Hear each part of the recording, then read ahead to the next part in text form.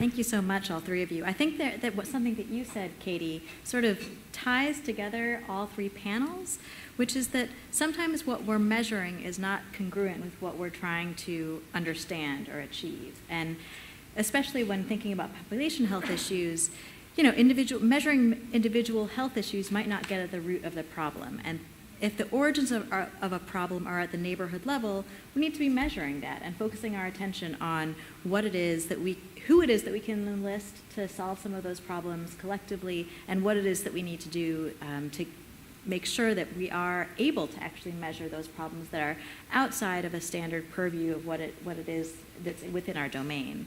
I'm wondering if you have advice for people in our audience who are maybe trying to figure out how to refocus their work, expand the purview of what kind of data they collect, to try to widen the scope toward population level factors, and how they might start to do this work to really reframe service provision, reframe who might be good partners in this work.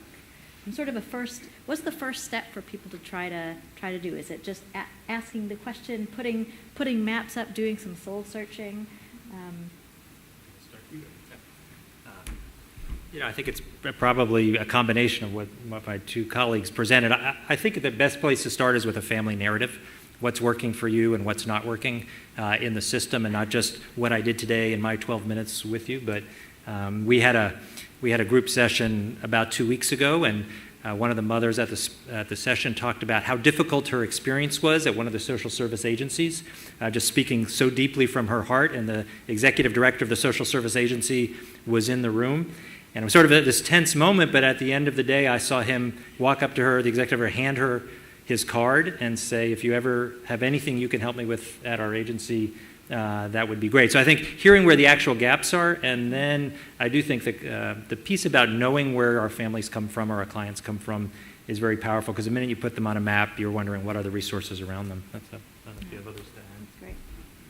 I would just reiterate that knowing what's going on in the neighborhood is really key, but also, as Dr. Khan mentioned before, kind of knowing what your bright spots are. So if you can figure out what programs have been successful, either in your area or nationally, and ways that you can replicate those, modifying it based on local needs.